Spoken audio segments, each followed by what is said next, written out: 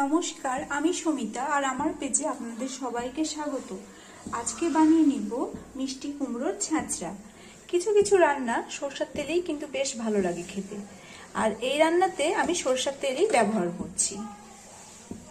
First ফোড়নে add করছি থেতিয়ে নেওয়া রসুন, গোটা শুকনো লঙ্কা আর কালো জিরে।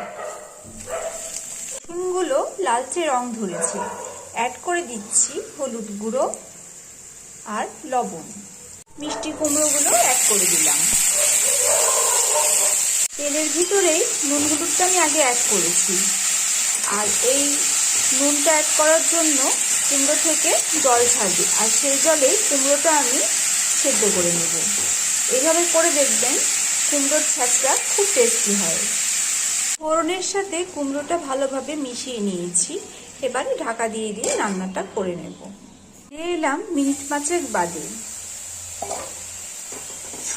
মাঝেও এক দুবার নাড়াচাড়া করে নিয়েছি।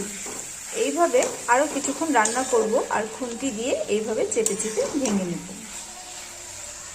এই সবজিতে কিন্তু প্রচুর পরিমাণে ভিটামিন এ থাকে, যা আমাদের স্কিন ও চোখ ভালো রাখতে সাহায্য করে। নাড়াচাড়া করতে করতে মিষ্টি কুমড়োর ছ্যাঁচড়াটা আমার হয়েই এলো।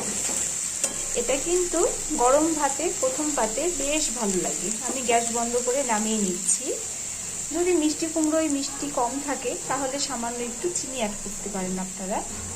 আজ এ পর্যন্তই। বাই সবাইকে।